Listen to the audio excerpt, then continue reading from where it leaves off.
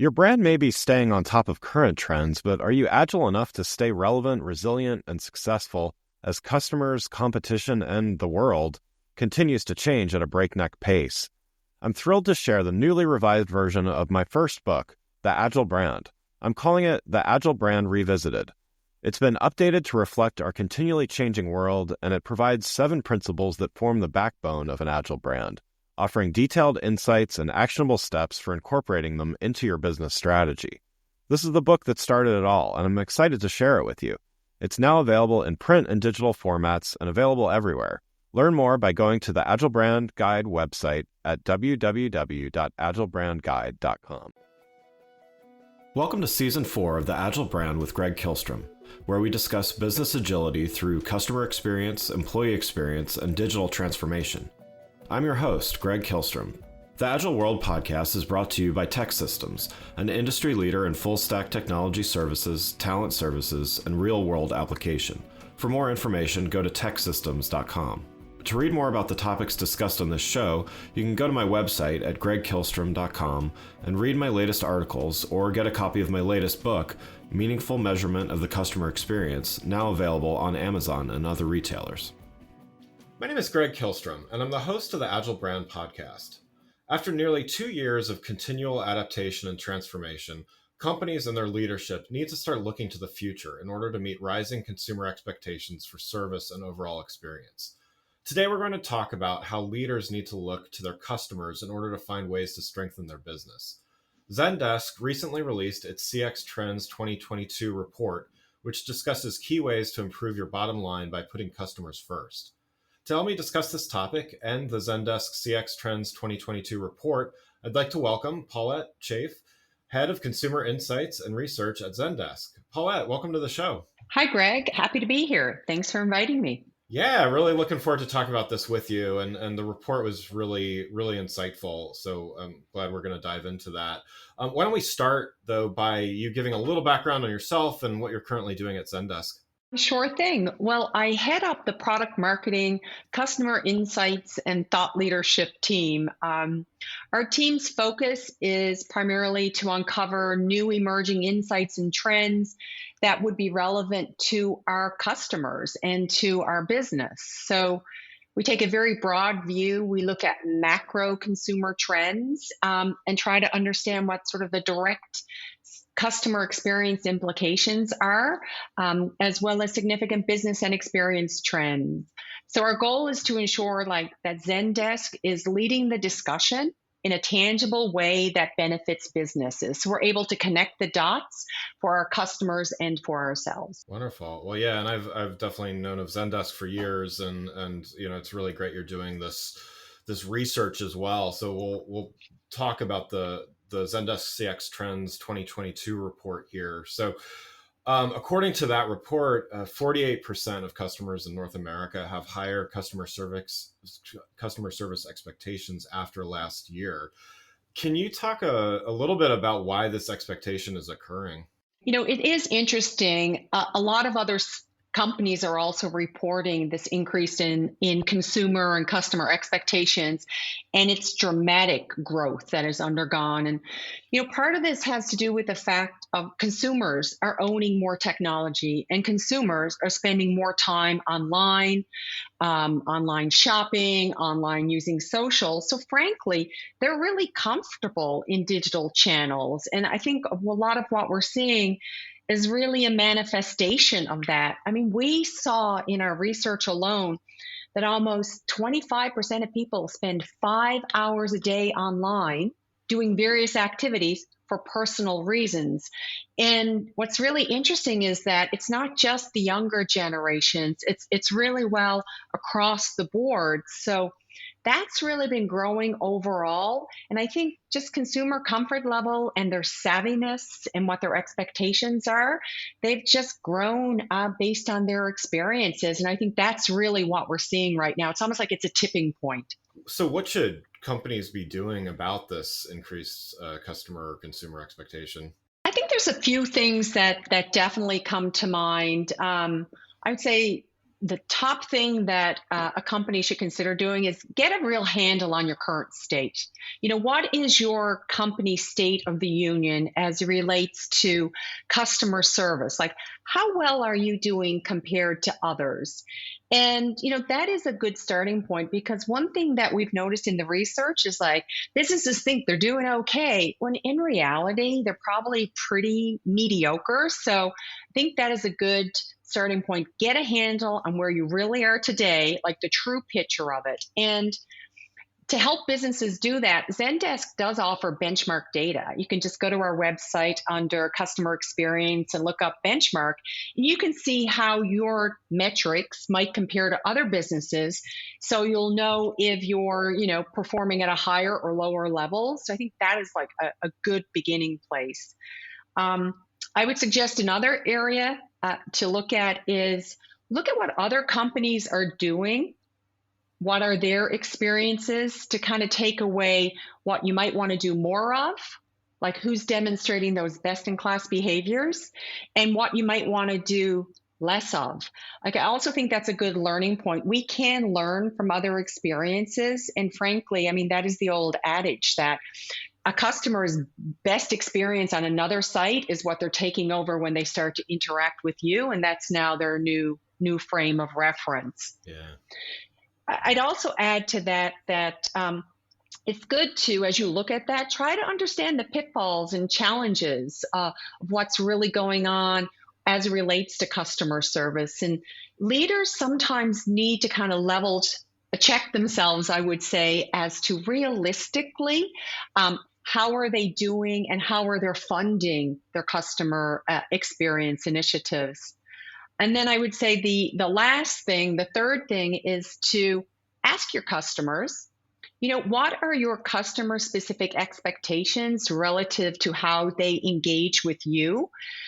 It's a good thing to go speak to them, direct conversations, even do, a little bit of research if you want to do that.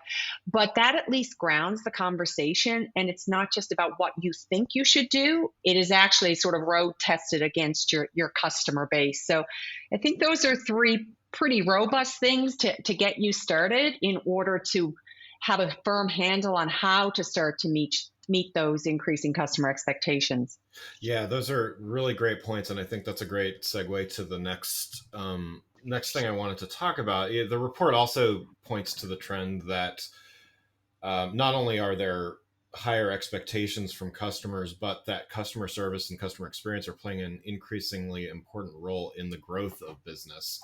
So this is, in some cases, a shift in thinking, and it gives customer service as well as customer experience a more strategic role for the business, kind of what you were inferring just now, and makes top business priorities service related. So why do you think business leaders are leaning in so heavily on customer service to drive business growth?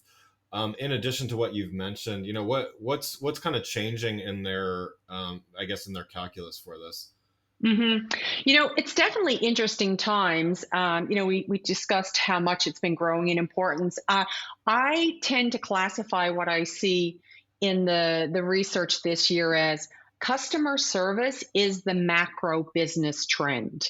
It's earned its time. It's earned its right to be out front and center. And I kind of feel like it's happening for a couple of reasons. I would say the number one reason is that customer service has proven itself. There is a proven link between customer service performance and growth, and the business leaders have seen it. And I think we were able to really quantify that in the research, and the fact that actually justifies and bolsters, their request for additional funding. It's a proven thing that business leaders know that they can bet on, that's actually going to continue to deliver for them. So I think that really has helped this case. Yeah. I'd also add that I think they're actually also experiencing a deluge in customer service requests, particularly since COVID has come around. Ticket volumes has really, really dramatically increased, and businesses did have to staff up for that. but they also see it as a bit of an opportunity right now to kind of strike while the iron's hot. Like customers are reaching out and interacting with them more and more. So that volume has grown, and it is actually a new way to connect, talk to customers, build relationships, and and even potentially cross sell and upsell them to new product areas. So I think those are some of the reasons why they've really decided to lean in. It's proven, and it's a new business opportunity, and they're just going to double down on it this year. Most, if not all, enterprises are listening in some way to their customers, and whether they use NPS, CSAT, CES, or all of the above. In some cases, they have ways to listen to customers and gauge satisfaction or engagement or things like that. But does this change? How does this change impact how companies need to listen, or maybe even what they do with the listening that they do with their customers? It's definitely different businesses have, employed different ways of like how they listen to their customers, how they gather that input from them. And it is definitely a starting point, but there's a little bit of soul searching that needs to happen here in terms of businesses actually starting to look and say, where can we even begin to address simple customer issues or friction points that are really table stakes for us, right? I mean, that is a natural way for them to start to improve the delivery of customer service. Take a look, see where are those friction points.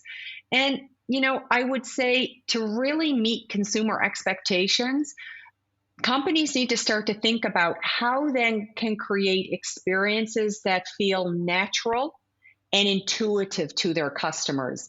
It's not about complicated processes. It's about how do I take simple everyday experiences that they're having elsewhere and sort of port them into how they interact with my company. And there's a lot of data around the rise of Facebook Messenger and WhatsApp and how we're all using it just for like quick little conversations to have with one another to start and stop those conversations and pick it up later. It's just a natural way of behaving now.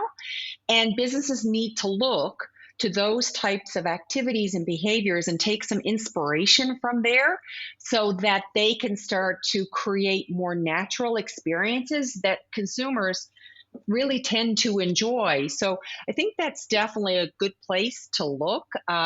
What is natural? What is intuitive? And then how do you begin to build experiences on top of that type of thing? Yeah, yeah, I like that because I mean, I think a lot of customer service or customer experience can be sometimes over-engineered, or just to your point, the simple things can often make such a difference. I know in my own experience as a consumer, sometimes it's very simple things that don't need to be a complex orchestration, but yet just solving a problem. Yeah, sometimes someone speed of solving a problem is extremely beneficial. Yeah, Yeah. absolutely. So let's switch gears a little bit here and talk about something I know is, it's definitely top of mind to the companies that I work with, and definitely top of mind to many, and that's the role of automation and AI, or artificial intelligence, in delivery of customer service and customer experience. So with businesses making increased investments in these areas, there's a gap that exists among consumers and businesses about exactly how to use it, and even how effective it is or can be. um, in the report, it touches on this as well, which consumers are vocal about the need to improve AI and chatbot experience. 60% in the report say they're dissatisfied by current bot experiences, but a whopping 72% believe that AI is good for society. So, given all that, how would you characterize what some of consumers' top frustrations with some of the AI driven bots are today?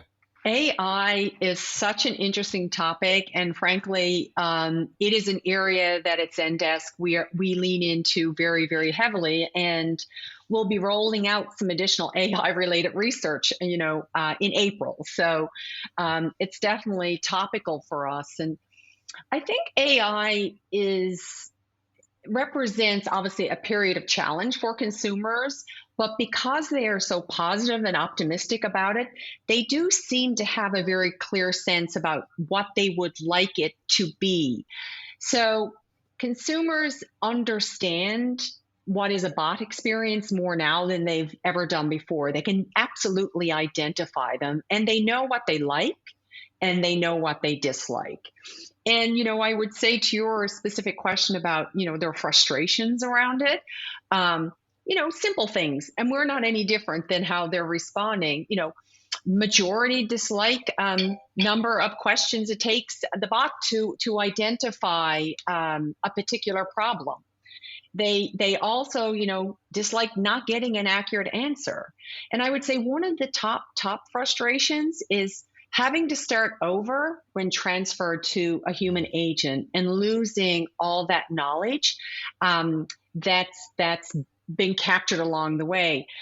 Now, the level of frustration varies by age, right? So in reality, older consumers are most frustrated by the bot experiences and how hard and how long it takes for them to reach a human in order to get an answer to a question. So there's a lot that they wish were improved and really does bother them as they go through the experience itself. But again, they know what the experiences could be. Like they have faith and they believe that better experiences can be created. And so, from our research, what they've actually said to companies is we're not pleased with where you are.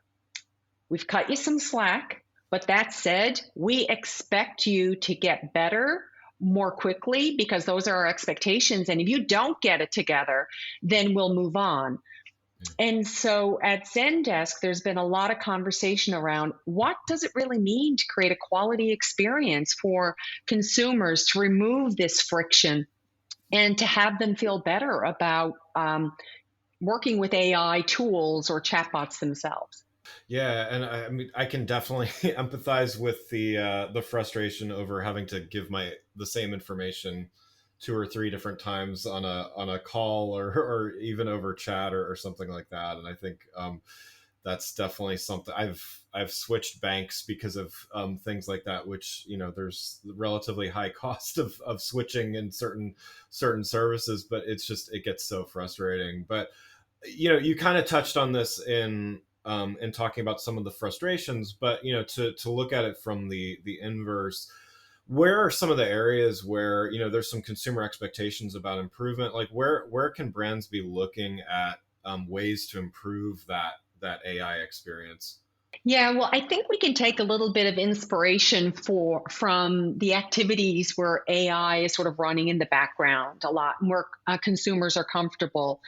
Nobody seems to mind when like a search query is automatically, completed or filled in as you start to type in what you're looking for. Like it's a very basic type of thing that we all sort of take for granted now, and in fact, kind of would like to have because it speeds up your search. And we're all pretty satisfied with our experiences with digital assistants, being able to answer our questions and give us the weather. So customers and consumers are absolutely getting acclimated to having those experiences in their lives. And our research did show that. But they also were very clear about, I know businesses can do better, and I'd like to see them do things that actually help me and make my transaction easier and more seamless. Things like, the bot to give me links to information, give me the direct link. If I have an exchange happening with the bot, give me the link in here now. I'll click out to it and I'll see if it does or provides the level of information that I'm looking for. Bots can absolutely be used to solve simple issues. Things like a password reset, super easy. Great way to use a bot. Consumers are happy to engage in those things. And what they really do like bots for and would like to see more of is being able to get the answers to questions outside business hours. So if you don't sit down to kind of deal with a particular issue till like 8 o'clock at night because you had a crazy day, they pretty well expect to have a bot to interact with them and they're comfortable with them. At least that allows them to like check something off their list and start to take care of it rather than, letting it be prolonged and have to wait until they can contact the business the next day. Yeah. So, they do have that sense, and they will tell you those things. And I think if a company really sits down and thinks about what consumers want and are looking for, they can pretty quickly draft up a short list for themselves of things that they should start to factor in today and not necessarily wait until tomorrow.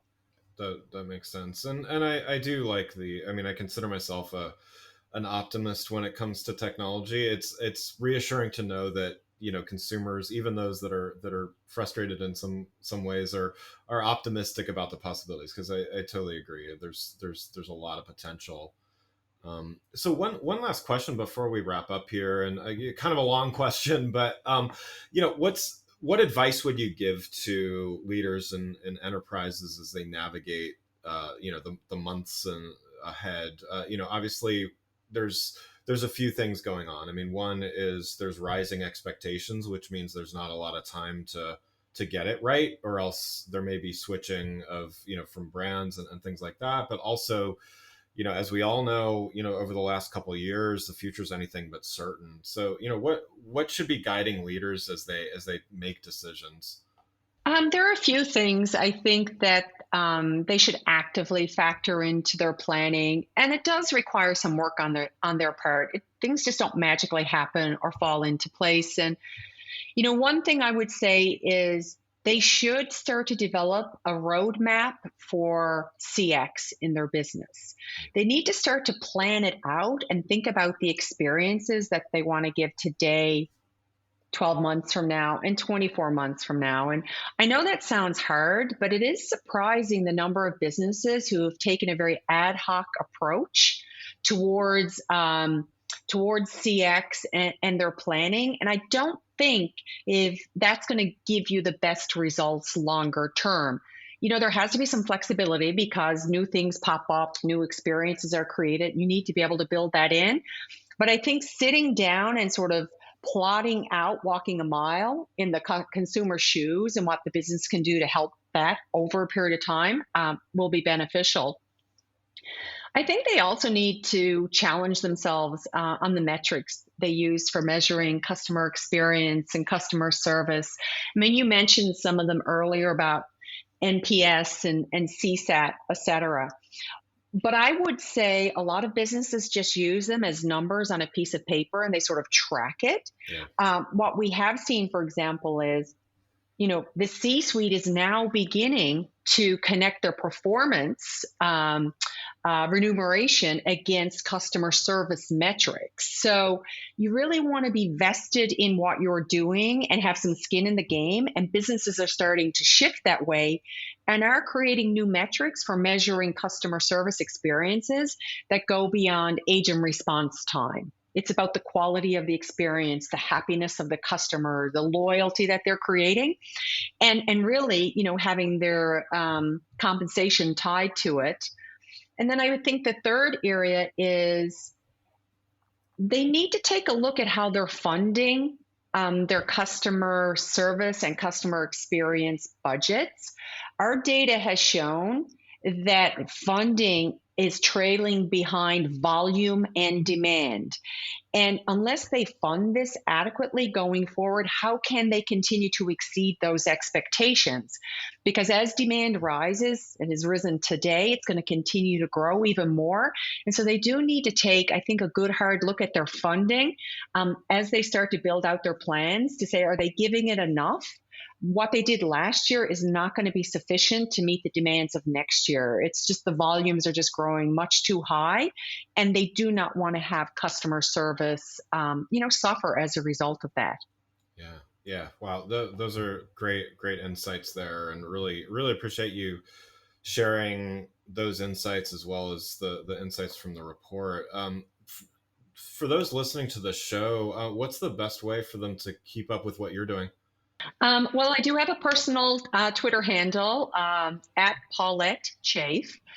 You can find me there. And then we also have a main company handle, at Zendesk on Twitter as well, where a lot of our research and our findings are released regularly so that business decision makers can have access to it, so they're up on the latest and greatest. Wonderful. Well, again, I'd like to thank Paulette Chafe, Head of Consumer Insights and Research at Zendesk, for joining the show. Thanks for listening to The Agile Brand with Greg Kihlstrom. Talk with you next week. Thanks again for listening to the Agile Brand with Greg Kihlstrom podcast, brought to you by Tech Systems. If you enjoyed the show, please take a minute to subscribe on your podcast channel of choice and leave us a rating so that others can find the show more easily. You can access more episodes of the show at www.theagilebrand.show. To get a copy of my latest book, Meaningful Measurement of the Customer Experience, visit my website at gregkihlstrom.com. Until next week, stay agile.